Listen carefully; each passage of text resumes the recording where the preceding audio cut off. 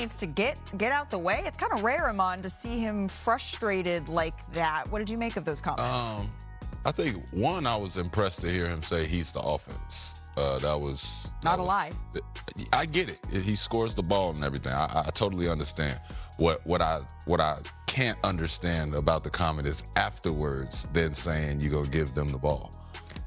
Like, it's like you can't do both. You can't be the offense and then say I'm gonna let them dribble the ball. It's like we got to pick how we're gonna be aggressive, pick our spots, and make sure that doesn't happen again. The only thing I would add to what he said is correct. I am the offense, but I am the most consistent offensive player. Come on now. And that is the truth. He's talking about the 7 turnovers he had in the game, and those were not clean ones. Those were almost passing the ball right over to his opponent. The frustration for the Houston Rockets is that they are easy to game plan against, especially when he is the offense bringing the ball up the floor, because you double team. But typically in those circumstances, you have 2 defenders outside of the 3-point line, which means it should be easy to make the reads to be able to finish. And right now, the Rockets don't have the right decision makers, or maybe at least trust or confidence in their ability to be able to make those plays that count. Yeah, I'm giving him a pass because I'm giving Durant a pass because they don't have the system or the personnel right now to handle a game like this. Like, when there's 5 minutes left in this game, I almost like, Wemby's on. I'm gonna turn it over because I know what's gonna happen. The Lakers are the best clutch team in the league. They get into a clutch situation, they have ultimate confidence. The Rockets are one of the worst in terms of good teams. They're one of the worst clutch teams in the league. Without a doubt. They have routinely not been able to finish offensively. Quite frankly, Malika, when they get into clutch situations, their numbers make them turn into the Utah Jazz. And I'm not trying to insult the Jazz, but they morph from a top 4 team in the West to the Utah Jazz. And the reason is because Utah Jazz slander. The why is important, though. Well, in terms to their net efficiency, in clutch time is the same as the Utah Jazz is for the 40. But the question is why? And the answer is because they don't have a true point guard. But we've known that over the course of the entire so they had a bad break. Their break is if Fred VanVleet gets hurt in September, where they don't have a roster spot and they're up against the apron. They believe in Reed Shepherd. They think Reed Shepherd can be a point guard in the future. The problem is that Ime Udoka doesn't believe in Reed Shepherd at the end of these games. The reason Durant is the one out there is because Ime doesn't have him in the game because he's a target defensively. Now, they may end up, guys, benefiting. Fred VanVleet may come back next year, be awesome again. Reed Shepherd may really benefit from having these, high-stress moments. And in a year, they may be saying, aren't we glad we didn't use any assets to rent a point guard? But when you have a 37-year-old player in Kevin Durant, you're not necessarily putting your team in the best position to win. And the numbers just do not lie. They have routinely not been able to get it done in close situations. Yeah, my biggest problem with having Kevin Durant go out there and have to depend on him so much. When you do that, throw that double team at him, and then you see him make an unaggressive turnover as opposed to making a nice decision. Everything you see, he's on his heels in these possessions. He's backing up, steps on the line right there. Non-aggressive. You don't have Kevin Durant getting a look at it. He's not even, but not in the ball handling and decision making. I think Sengun just understands and appreciates the value of having another superstar next to him, but saying, I'm going to play as if Kevin Durant isn't out there. And that ends up working out. And that's what usually happens in an all-star game. So that's what I'm looking at. It all comes down to winning the point of attack. And because he knew they were coming, it's almost like he was casual versus having that point of attack that you initiate. That's a better fix. I don't think we're going to see another game like that from Kevin Durant. Oh no, he took accountability for it.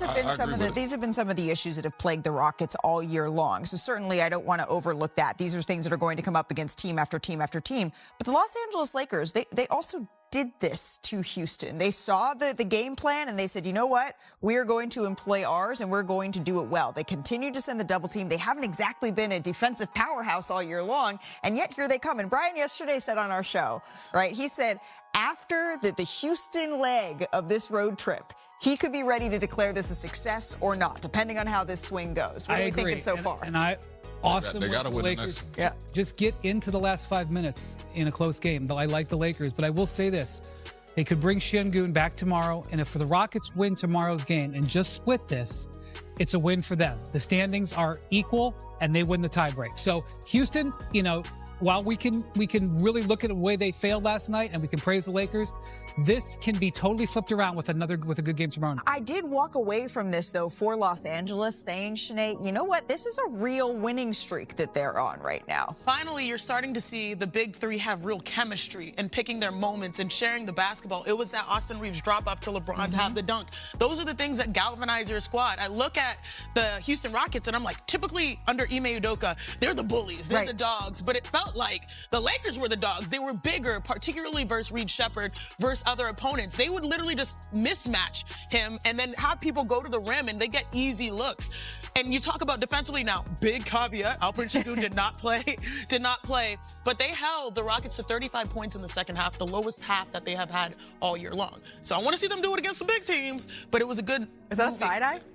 Oh, what? It's a little bit of a bombastic side eye. Not at all. Not at all. Not at all. I like the way the Lakers are playing right now. I do. But you're not too. This seems like a butt that is. It's not a butt. It's not a butt. It's just. I agree with you, Wendy. When we start talking about the playoffs, I just, it's a different vibe We're not for talking me. about the playoffs. We're talking about that's what I said. The streak is great. It's been a great time. It's been a great time. When it's a close game, the Lakers have a chance. So they just have to try to play in. But I'm just saying, last night, Houston handed them that.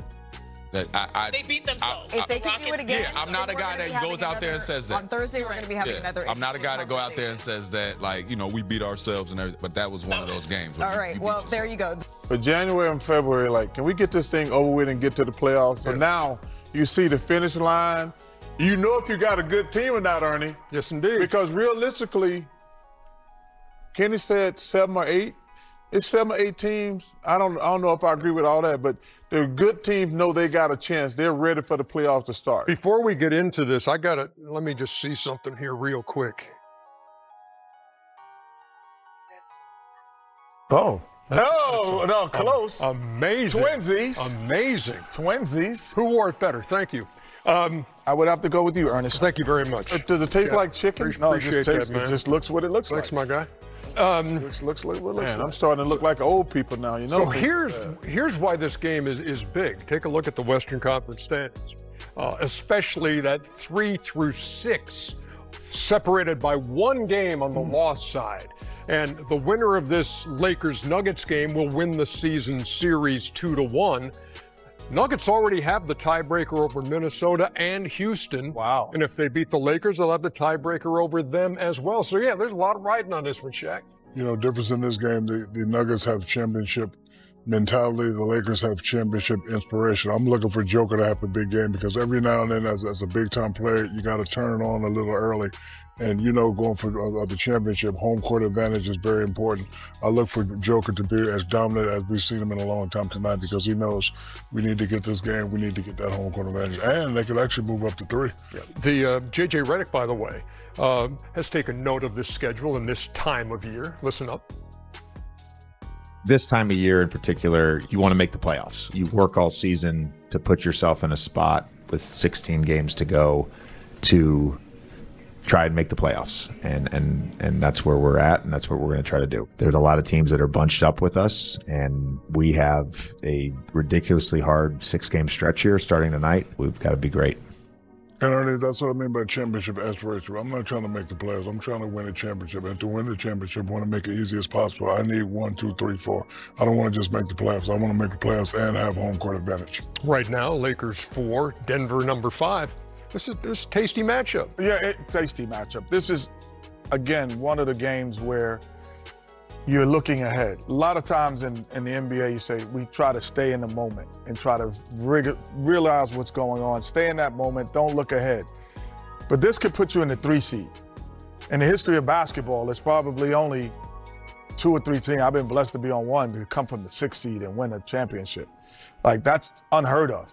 So, but there are multiple 3 seeds who've won championships. So if you're trying to win it all, this game can be the determining factor when you look back at your season in the summertime and said, that was the game that got us over the top. Well, and the main thing, this is a 2-game swing for the Nuggets, because you already said the other teams there right by side, they already own that tiebreaker. So this to me is an important game for the Nuggets. Like, we got the tiebreaker over all three of the teams that we either tied with or one game behind. So this is actually a 2-game swing. I'm really looking forward to this game tonight because the Lakers have been playing well. This is probably the first real team they've played, actually, though. I mean, they were beating up the little sisters of the poor the last week. No, I beat the Knicks. Okay, they beat the Knicks, but Beat what about Minnesota. Minnesota is... That's not the Little Sisters, man. Minnesota is... It's 2 good teams. No, Minnesota is just inconsistent. I don't think they're a good team. They're inconsistent. But the Knicks are a good, solid team. Yeah. I'm not going to give Minnesota that type of... They just, man, Okay, man. there's something going on. Or you're not giving Minnesota credit, or you just don't want to give the Lakers credit. Which one? Tell the truth. Well, I don't think the Lakers are a contender. There you go. There it is. If I don't hear that one time a week, it wouldn't be worth Hey, coming listen, here. you know what my worst statement. nightmare is? Worst nightmare is the Lakers winning tonight. And I have to listen to all the crap on Monday on all the talk shows how the Lakers are contenders. If they get a home court advantage, will it make them a contender? No. If they get the 3 seed, are you telling me they wouldn't be a contender? They're in the 4 seed right now. They're not. They're 3 seed. They're not a contender. What makes you a contender then?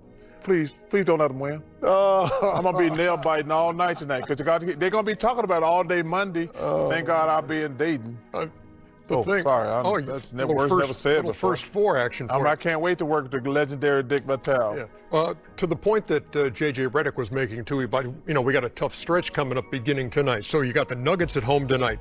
Then on the road, Monday and Wednesday at Houston. Loss. Both of those. 2 games in Houston. Loss. And they're 0-1 right now against Houston, so the tiebreaker's going to rest in the balance there, and then go to Miami, Orlando, Detroit, and Indiana. Thank God Indiana's on the schedule. Shaq, would you agree there's only 2 teams that separate themselves in the West, Oklahoma City and the San Antonio Spurs. But the Houston Rockets, Denver Nuggets, Los Angeles Lakers, Minnesota, they're all in the same category. They're all in the same boat, Chuck. No, they can have a opportunity Well, you upset can and win say it. that. I think the Nuggets, Spurs, and the Thunder have separated themselves, in my opinion. That don't mean I'm right, in my opinion. The Thunder, Spurs, and the Nuggets are legit. The rest of them are they just put in for fun. But how has the Nuggets separated themselves? Well, because they've never been healthy. They're the only team out of those groups who haven't been healthy all year, basically. Think about that. They're 1 game behind the Rockets and the Lakers. Gordon has missed 20 games. Joker missed 10. Cam Johnson's missed 20-some games. That's the only team, when they get healthy, to me, they're a clear and present danger in the West. Gordon's only played 26 games this season, so he missed a lot more than 20. And both teams expected to be pretty much at full strength tonight. Should be some fun to watch the Nuggets and the Lakers. Seem to be hitting their stride. Why is it all working right now?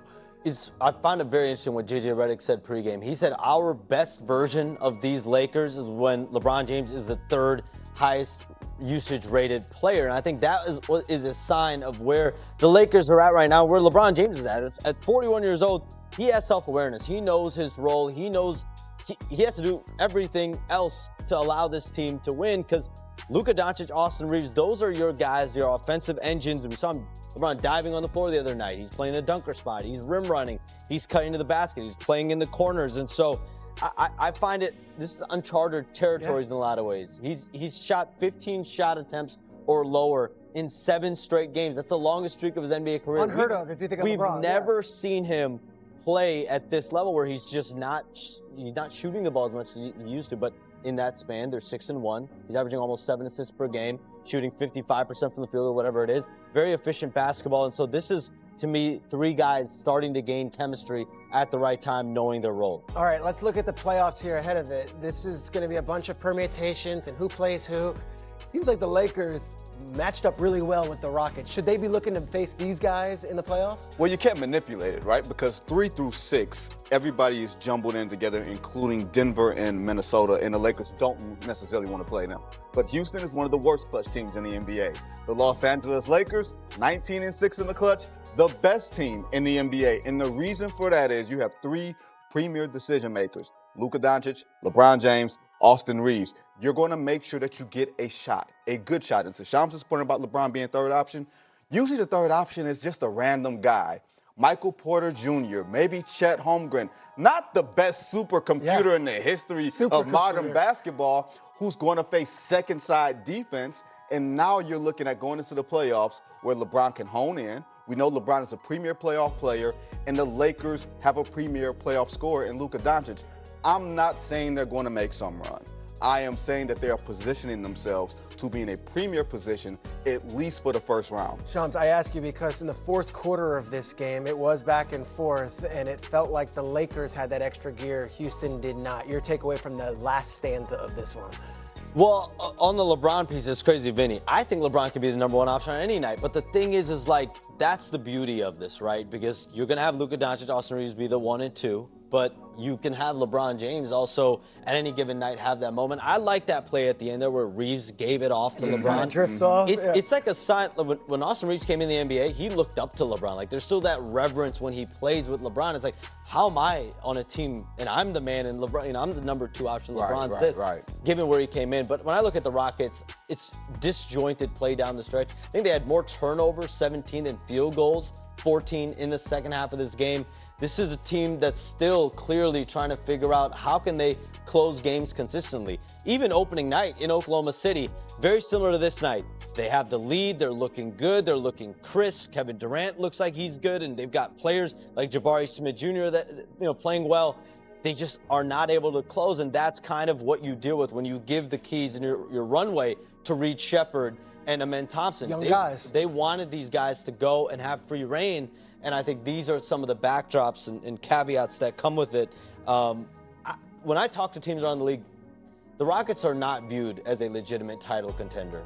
Now, could they be a threat in the first round? For sure. But without Fred VanVleet, without Steven Adams, those are 2 starters they're down for the season. They had their least amount of fourth quarter points all season last night, and we saw at the Garden, they had gave up an 18-point lead to the Knicks. Last night, they were winning in this one. Which is a weird thing for a guy that some think is the greatest player of all time, others think is the second greatest player of all time. But either way, he's in the top 5 any way you look at it. And now LeBron was a defender last night, and he discussed how they made things difficult for Kevin Durant.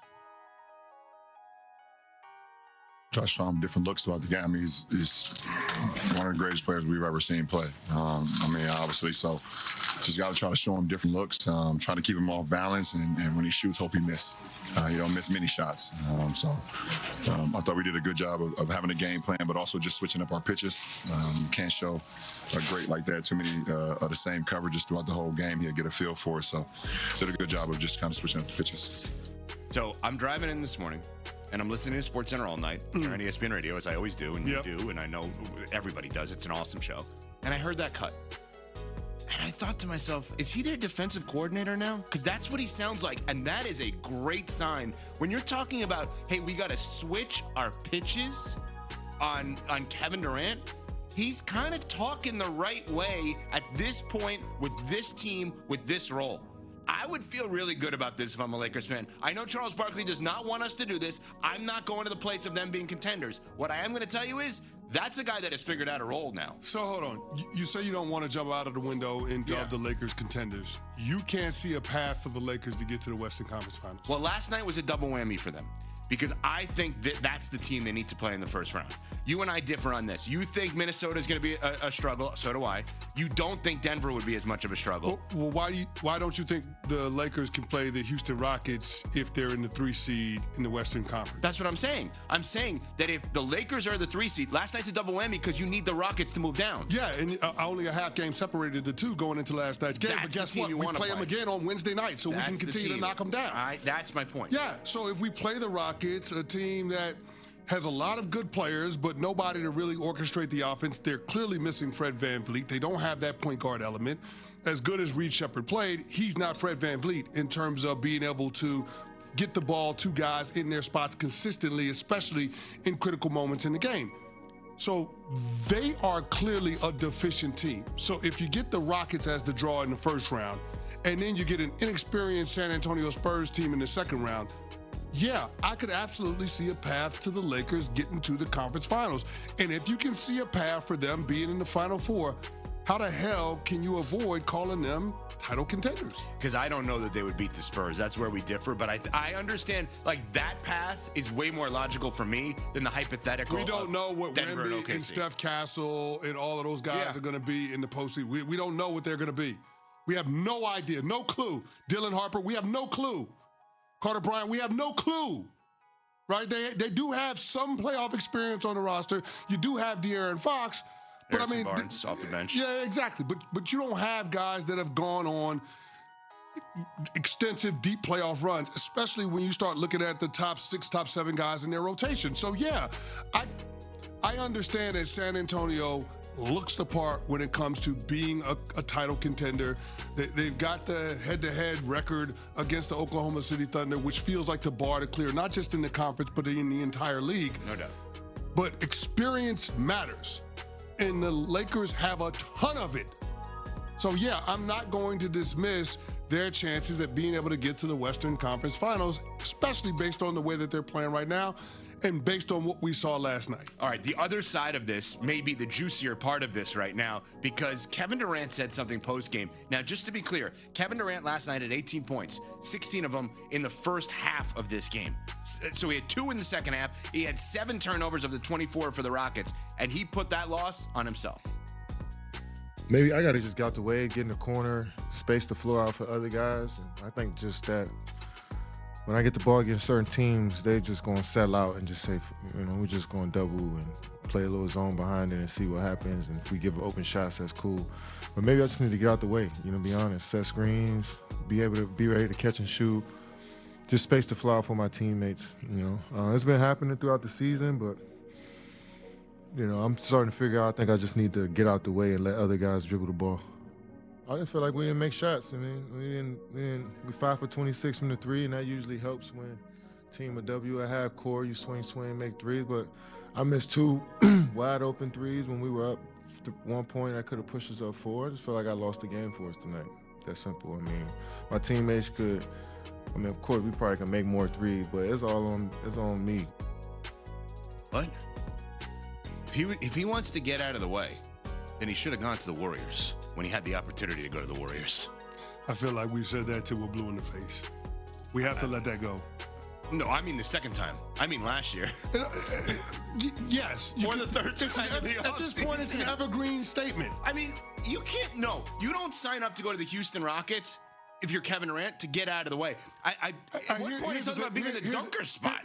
In defense of Kevin Durant, this would look completely different if Fred VanVleet was here. Of course. It would look completely different. A championship pedigree, somebody that is a professional point guard, it would look different. Right now, it's just a hodgepodge. Reed Sheppard played about as well as you could expect a guy in that spot could play, because that was playoff basketball that we saw last night. He didn't shoot it particularly well, but I did think that Reed Sheppard did a good job of playmaking. A couple of times he drove in the middle of the paint and finished with the dunk. So you don't expect Reed Sheppard to dunk. He did that a couple of times in last. I would say this. Kevin Durant can't get to where he wants to go with this team as constituted. The only hope for the Rockets to contend at a championship level is to try to get to next season in hopes that Fred VanVleet is healthy. Because this year, it ain't going to happen. No. Not in the Western Conference. And I think he sees the writing on the wall, right? Like last night was a historic matchup. You had LeBron and KD going at it. It's the first time in NBA history you had 2 players that combined for over 75,000 career points facing off against each other. You had that last night, and I think he realized that in that particular matchup, LeBron is the 3rd option on the LA Lakers, and he's the 1st, 2nd, and 3rd option for his team. And that's not going to fly when it comes to being able to contend in this deep conference that has so many title contending teams. You hear those comments and you think about Kevin Durant's career, okay? He's been on Seattle/Oklahoma City. Yeah. He was on the Warriors. He was on the Nets. He was on the Suns, now on the Rockets. That's 5 teams. We'll consider Seattle/Oklahoma City 1, although I guess in a few years that's now 2, right, when they come back. But 5 teams. Is it on the table he plays for a 6th team in his career? I don't think so. I really like Houston's team. Don't get me wrong. Does he, though? Yeah, I think he does. I think he's just, it's a sobering thought to realize that you don't have a shot. If you can't beat the Lakers on your home court in those circumstances, and if you saw the way that game played out, they had a ton of urgency, the Rockets being in that matchup. Like, they played the first half like their lives depended on it. But when it got into the second half, when the game got a little tighter, When we started getting into clutch time, guess what happened? They couldn't get good shots. The team shot under 20%. The Los Angeles Lakers won a basketball game on Monday night in Houston that they had absolutely no business winning, based on every conventional metric available for evaluating competitive performance, and the fact that they won it anyway is either the most encouraging sign this franchise has produced in years, or the beginning of a self-deception so elaborate and so comfortable that nobody inside the building will recognize it until a playoff series strips away every layer of narrative, comfort, and reveals whatever is actually underneath. They shot 23% from 3. Austin Reeves went 0 for 8 from beyond the arc, which for a player of his caliber is not a cold shooting night, but an Arctic event. The kind of performance that gets discussed in the context of what went wrong rather than what went right. Houston committed 24 turnovers, and the Lakers still needed every single one of them to win by 8 points in a building where 3 months ago, they were beaten by 23. And yet, here we are.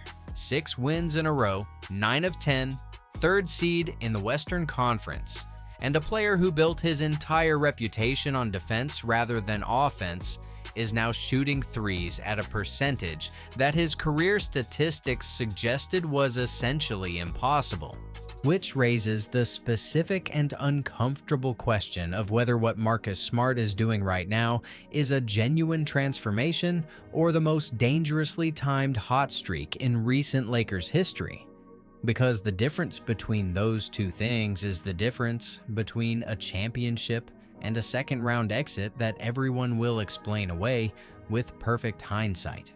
Meanwhile, in Denver tonight, Nikola Jokic is preparing to face a Philadelphia team so depleted by injury and suspension that it resembles a practice squad more than an NBA roster.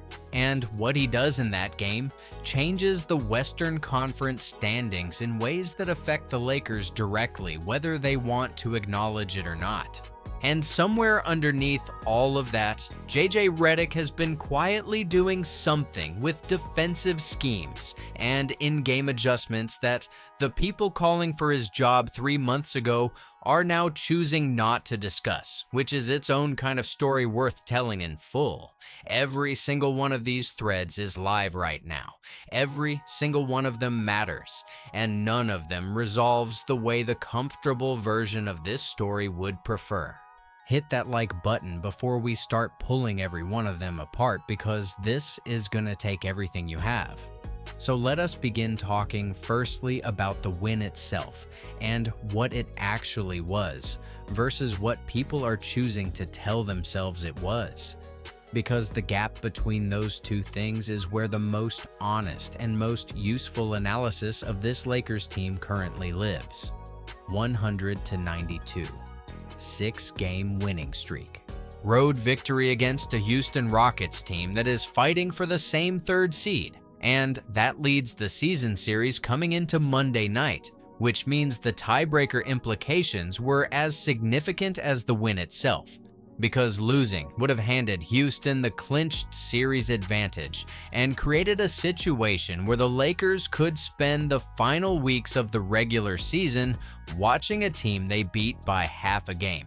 In the standings own the procedural edge that matters when April arrives and records are identical.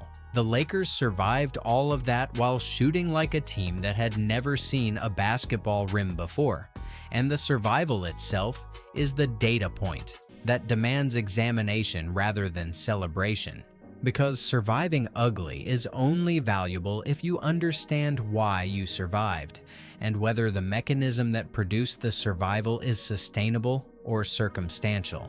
Austin Reeves going 0 for 8 from 3 is not the kind of performance that a team can absorb in a playoff series against a defense that has specifically prepared to make him uncomfortable. And the 23% three-point shooting as a collective output represents the kind of offensive floor that playoff defenses are specifically designed to push teams toward.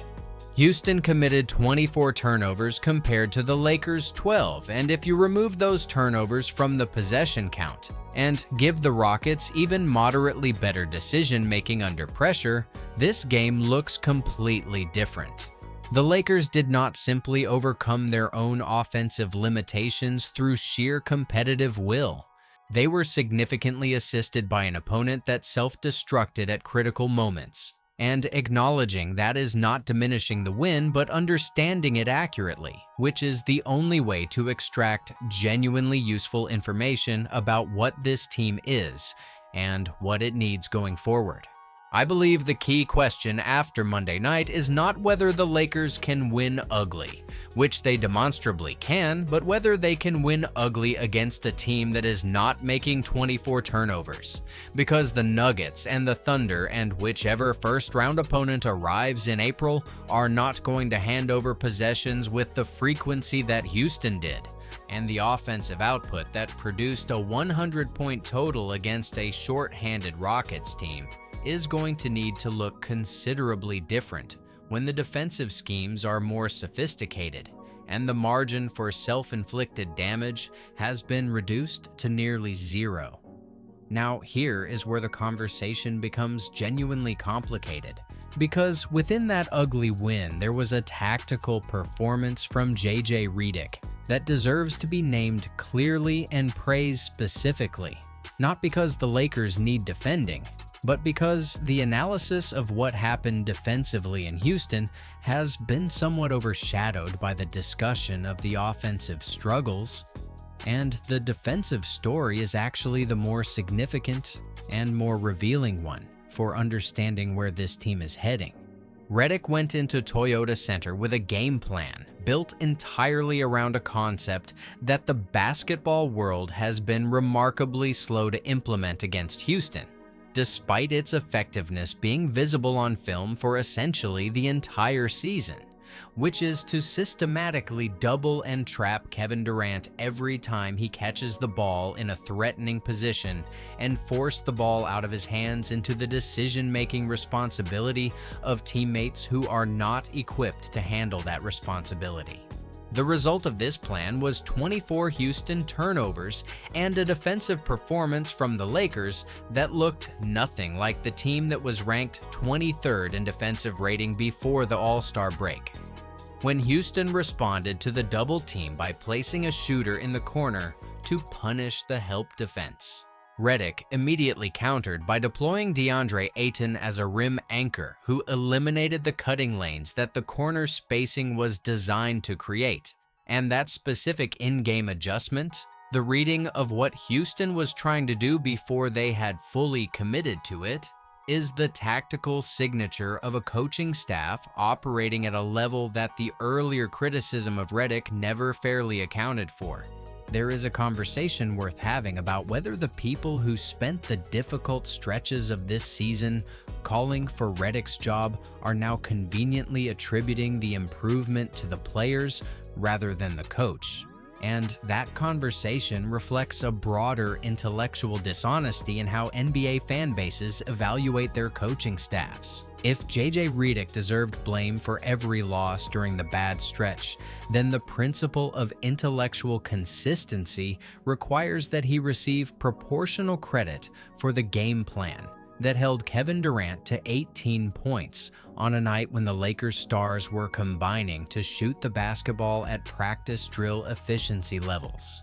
The defensive rating improvement since the All-Star break, from 116.6 ranked 23rd before the pause to 112.1 ranked 11th since, is not a player personnel change, and it is not a scheduling gift. It is the product of a coaching staff that identified what the team needed to become and built the structure to make that becoming possible over weeks rather than overnight. Thinking about this from an organizational perspective, the investment in Redick as head coach is looking considerably more vindicated right now than it looked in November and December. And the tendency to credit winning streaks entirely to player talent, while attributing losing stretches entirely to coaching decisions, is one of the more persistent and intellectually lazy patterns in how basketball analysis tends to work.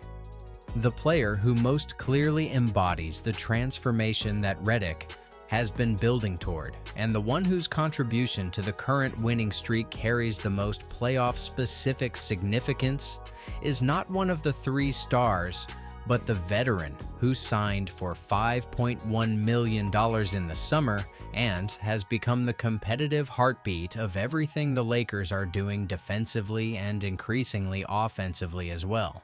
Marcus Smart spoke after the Houston game about what this winning streak reveals about the team's character, saying it shows they are willing to get in the trenches and grind it out in ways that simply were not possible a couple of months ago, and that observation is worth taking seriously, because it comes from a player who has won a Defensive Player of the Year award, earned 3 NBA Hustle Award trophies, and spent 11 seasons understanding what championship-caliber competitive intensity actually requires versus what it merely looks like from the outside.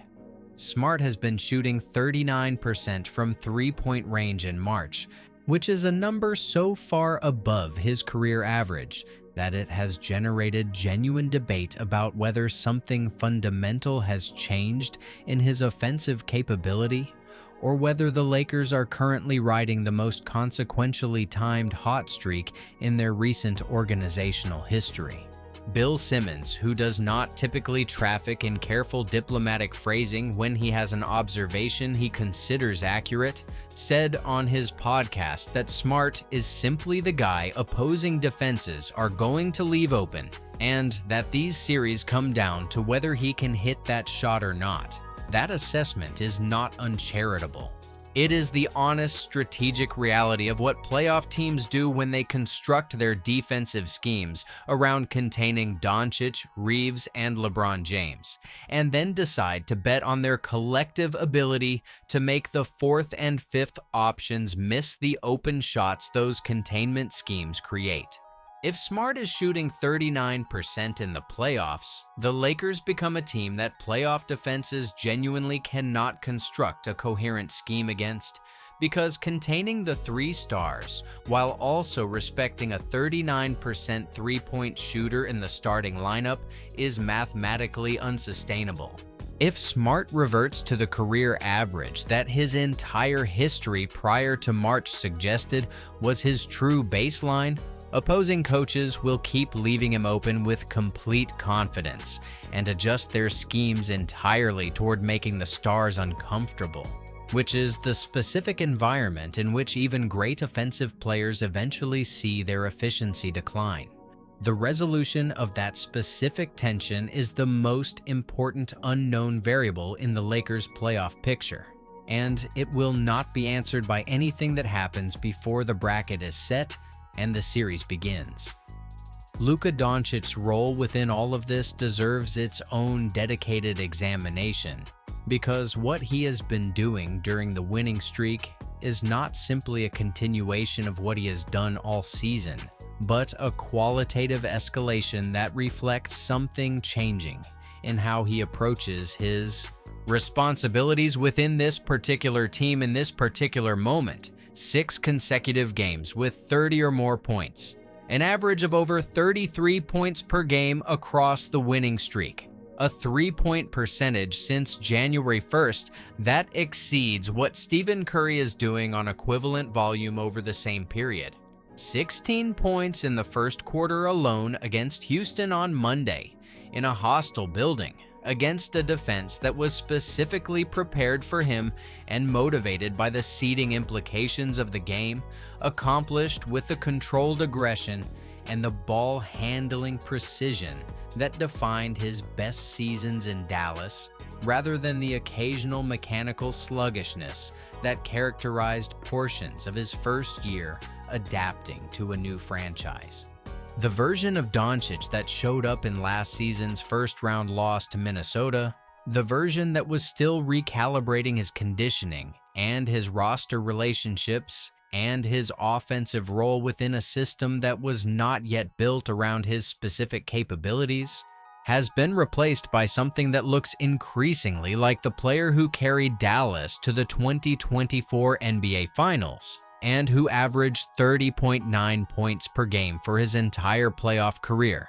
And the timing of that replacement matters enormously, because arriving at this level of performance with roughly 2 weeks remaining in the regular season means entering the playoffs with the specific kind of competitive momentum that tends to sustain itself rather than dissipate under postseason pressure.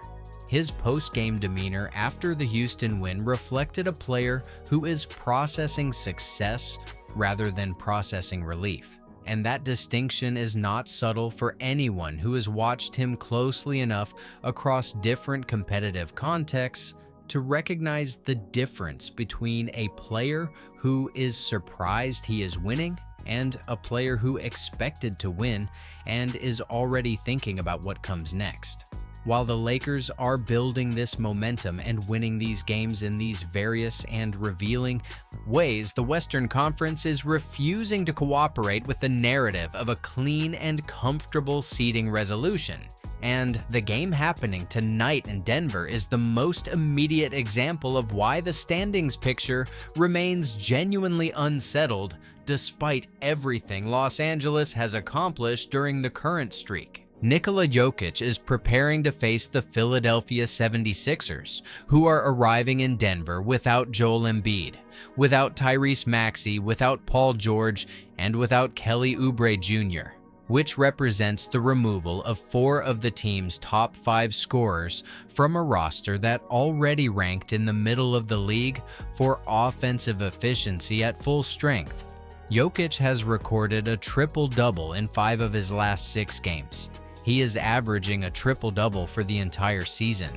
The betting market has installed Denver as a 15.5-point favorite, which is a number that reflects not just the talent disparity, but the expectation that the Nuggets are going to have virtually no resistance from an opponent that resembles a developmental roster more than an NBA playoff contender. A comfortable Denver win tonight keeps the Nuggets within striking distance of the Lakers in a conference where the 3rd through 6th seeds have been separated by fractions of a game for weeks. And Jokic adding another triple-double to his remarkable season total increases the pressure on what the Lakers choose to do Wednesday in their second game against Houston, which now carries the double significance of being both the decisive game in the season series and the game that either extends or interrupts the 6-game winning streak. The tiebreaker advantage that a Wednesday win would give Los Angeles over Houston is not a procedural detail that can be evaluated in isolation from the playoff seeding picture. Because if these two teams finish the regular season with identical records, the difference between hosting games 1 and 2 and traveling to Toyota Center for them is the direct and consequential result of winning or losing Wednesday's game. The Lakers beat Minnesota, Denver, and Houston in succession during this winning streak. Wednesday's game against Houston gives them the opportunity to beat the same team twice in a week and establish a level of psychological as well as procedural dominance over a potential first-round opponent that would carry meaningful weight when the bracket is set and the series begins. 9 wins in 10 games. 6 in a row. A defensive identity that 3 months ago did not exist, and that now ranks in the top 11 in the league since the All-Star break. A head coach making real-time adjustments that are working against motivated opponents in hostile environments. A third star who is learning to thrive in a complementary role while still contributing 18 points per game on efficient shooting. And a franchise centerpiece performing at playoff level before the playoffs have begun. The question is not whether this team has become something worth taking seriously. The question is whether everything that has been built during this extraordinary stretch of basketball is the beginning of something real, or the most beautifully constructed version of a familiar story that ends the same way it always ends And the only people who are going to answer that question play for the Lakers on Wednesday night in Houston.